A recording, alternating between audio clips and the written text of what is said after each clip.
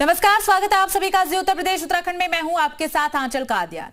नोटों के बिस्तर, दीवार में छिपा कैश और जूतों के डिब्बों में बंद करोड़ों, ये कोई फिल्मी कहानी नहीं बल्कि हकीकत है। सरकारी सिस्टम की काले सच की हकीकत है। इंस्पेक्टर नरगिस से लेकर निलंबित एएसआई तक और ओडिशा से भोपाल तक, कहीं अस्पताल में कैश तो कहीं पर घरों में हथियारों का जखीरा। सवाल यही है कि सुशासन राज में ये भ्रष्टाचार का पाताल लोक आखिर कैसे पनप रहा है।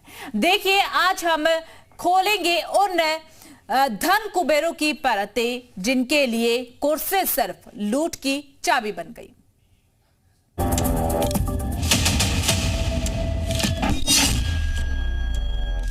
काली कमाई के धन कुबेरों पर शिकंजा।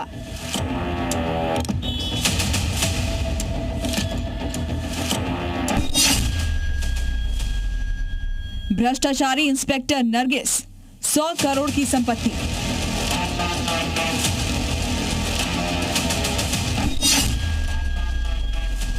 खाकी वर्दी वाला कैसे बना गैंगस्टर।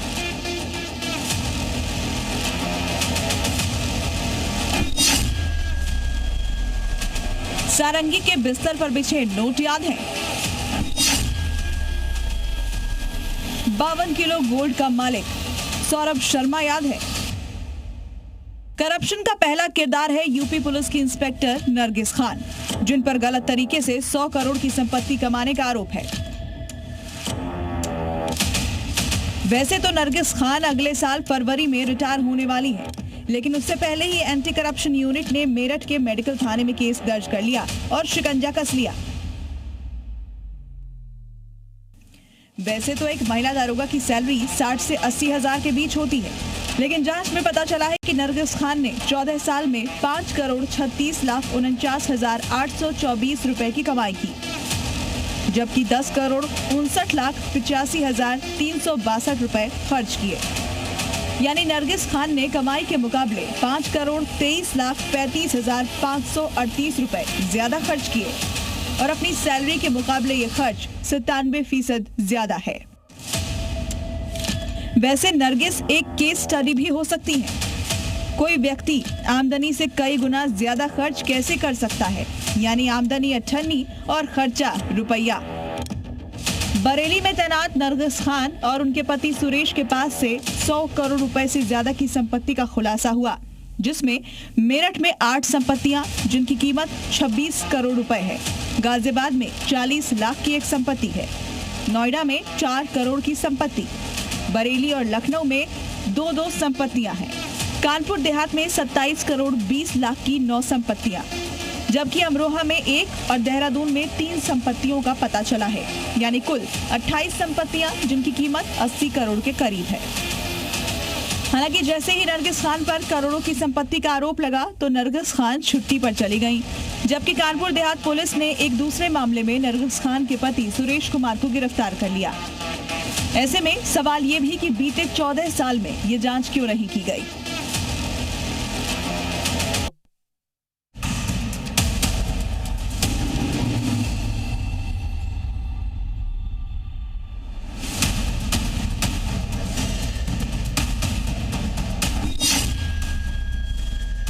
खाकी वर्दी वाला कैसे बना गैंगस्टर।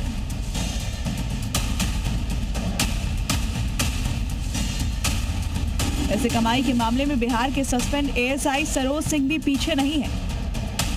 पटना में एएसआई के घर से 1 करोड़ 40 लाख रुपए कैश मिले हैं।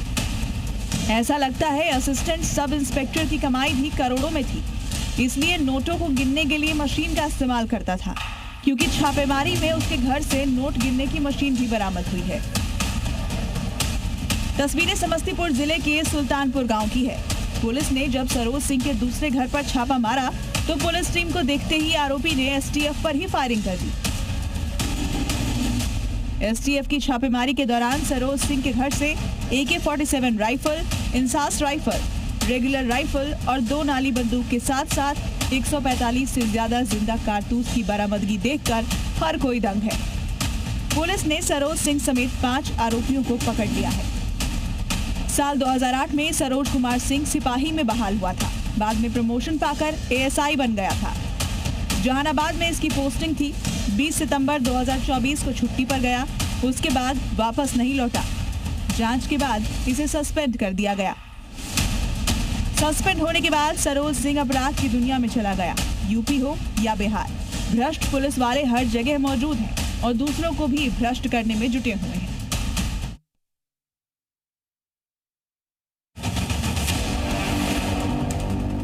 अब मिलिए करप्शन के तीसरे किरदार से, जो देखने में तो आपके और हमारे जैसा है, लेकिन असल में ये है नहीं। जनाब का नाम है बैकुंठ नाथ सारंगी। राज्य सरकार के चीफ इंजीनियर हैं और इनके घर पर विजिलेंस टीम ने छापा मारा था। लेकिन जब रेड की कार्रवाई शुरू हुई तो अधिकारियों के हाथ पांव फूल गए, सबके चेहरे की हवाइयां उड़ गई थी, क्योंकि बैकुंठ नाथ जी के घर से बरामद हुआ करोड़ों कैश।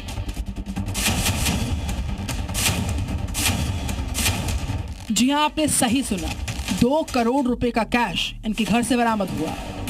सारंगी के घर की तस्वीर बता रही है कि बेईमानी का पैसा न फलता है, न छिपता है और न ही फूलता है। ऐसा ही हुआ 30 मई को ओडिशा और राजस्थान में। विजिलेंस टीम ने चीफ इंजीनियर बैकुंठ नाथ के 7 ठिकानों पर छापामार कार्रवाई की, जिसमें 2 करोड़ से ज्यादा का कैश, ज्वेलरी समेत कई दस्तावेज बरामद हुए। जब इस बात की खबर चीफ इंजीनियर बैकुंठ नाथ को लगी तो घबराकर चीफ इंजीनियर अपने घर की खिड़की से नोट फेंकने लगा। खिड़की से गिरता 500 का हर नोट ओडिशा के चीफ इंजीनियर की काली कमाई की गवाही दे रहा था। साथ ही गवाही इस बात की भी कि कैसे आम जनता की मेहनत का पसीना ऐसे चीफ इंजीनियर अपनी तिजोरियों में छिपा कर रखते हैं।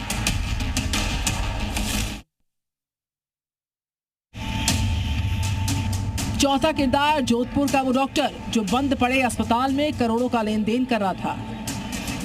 जिस दिन सारंगी साहब घर की खिड़की से नोट गिरा रहे थे, उस दिन राजस्थान के जोधपुर में इनकम टैक्स डिपार्टमेंट ने एक बंद अस्पताल में रेड की और यहाँ जो मंजर मिला वो हैरान करने वाला था। एक बंद पड़े अस्पताल से 3 करोड़ 51 लाख कैश बरामद हुआ था।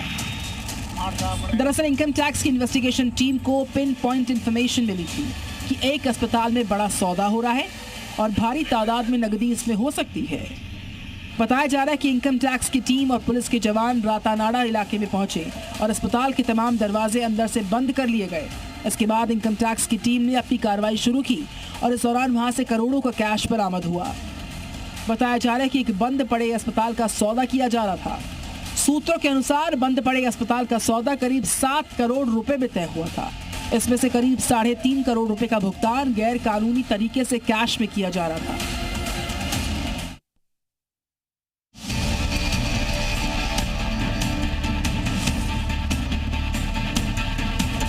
भोपाल कैश कांड, महीनों बाद खुलेगा सोने का राज। देश के दूसरे कालेधन के आरोपियों के मुकाबले मेरठ की इंस्पेक्टर, समस्तीपुर का एएसआई, भुवनेश्वर के सारंगी साहब और जोधपुर के डॉक्टर साहब काफी पीछे हैं। 52 किलो सोना, 200 किलो से ज्यादा की चांदी और नोट इतने की गिनने के लिए मशीन्स लगानी पड़ गई। दिसंबर 2024 में मध्य प्रदेश के भोपाल में ट्रांसपोर्ट डिपार्टमेंट में एक पूर्व कांस्टेबल सौरभ शर्मा के पास 52 किलोग्राम सोना, 11 करोड़ रुपए के कैश मिले थे। यानी अगर सौरभ शर्मा ने कालाधन कमाने में पीएचडी हासिल की थी तो सरोज कुमार और सारंगी साहब तो मात्र डिप्लोमा होल्डर्स हैं। सौरभ के अलग अलग ठिकानों से 232 किलो चांदी की सिल्लियां, सोने के आभूषण, डायमंड ज्वेलरी, अलग अलग जगह इन्वेस्टमेंट के कागज मिले। आरटीओ विभाग में तैनात पूर्व आरक्षक सौरभ शर्मा ने चांदी की सिल्लियों को अपने दफ्तर में जमीन के अंदर छिपाया था। रेड के दौरान लोकायुक्त की टीम ने फर्श की टाइल को जब तोड़ा तो सब हैरान रह गए। सौरभ शर्मा कालेधन से कमाए पैसे को कंपनी में इन्वेस्ट कर रहा था। ईडी की चार्जशीट में सौरभ समेत उससे जुड़े 11 और लोग आरोपी हैं। पहले तो सौरभ शर्मा जांच एजेंसियों से कहता रहा कि ये धन दौलत उसकी नहीं है। महीनों तक गुमराह करता रहा, लेकिन अब उसके सारे गुनाहों में धीरे धीरे पर्दा उठ रहा है और उस पर भी शिकंजा कसा जा रहा है।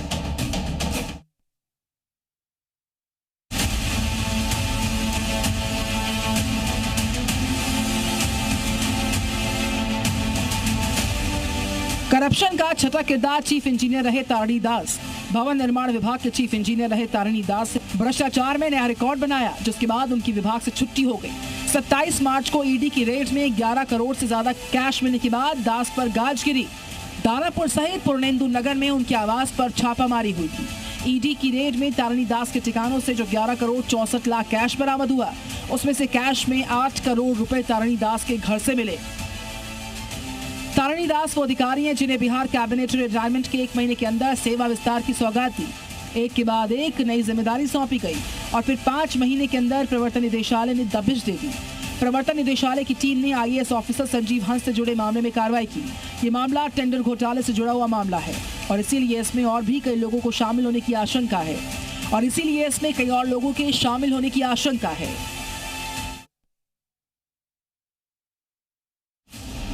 7 मार्च को पर्दा उठा करप्शन के 7वें किरदार से नालंदा के DTO अनिल कुमार दास के ठिकानों पर विजिलेंस ने रेड कर दी। मालूम चला था कि जिला परिवहन पदाधिकारी ने आय से कहीं ज्यादा संपत्ति अर्जित कर रखी है। सुबह के करीब 7 बजे के आसपास निगरानी विभाग की 2 गाड़ियों ने DTO अनिल दास के किराए वाले फ्लैट पर धावा बोला। इसके बाद DSP चंद्रभूषण सिंह की अगुवाई में निगरानी के 6 ऑफिसर्स की टीम ने फ्लैट को अंदर से बंद कर तलाशी शुरू कर दी। SVU यानी स्पेशल विजिलेंस यूनिट की टीम को अनिल दास की करोड़ों की संपत्ति का मालूम चला। तलाशी अभियान के दौरान विजिलेंस की टीम को अनिल दास के ठिकानों से गहने, महंगे गैजेट्स, कैश भी मिला है। करीब 11 घंटों तक स्पेशल विजिलेंस यूनिट ने DTO अनिल कुमार दास के घर को खंगाला। 1 करोड़ के गहने, 1 करोड़ के जमीन के कागजात और इसके अलावा अनिल कुमार दास के पास से 15,000 कैश भी मिला। निगरानी की टीम को सबसे ज्यादा हैरानी सोने चांदी के आभूषण देखकर हुई थी। यह समझ से परे था कि DTO जैसे पद पर रहकर कोई अफसर इतनी कमाई कैसे कर सकता है। सवाल यही है कि क्या इनके लिए सरकारी नौकरी का दूसरा मतलब लूट होती है। सबसे बड़ा सवाल तो ये भी है कि सुशासन बाबू की नाक के नीचे भ्रष्टाचार वाली सुरंग कैसे खोद दी गई है।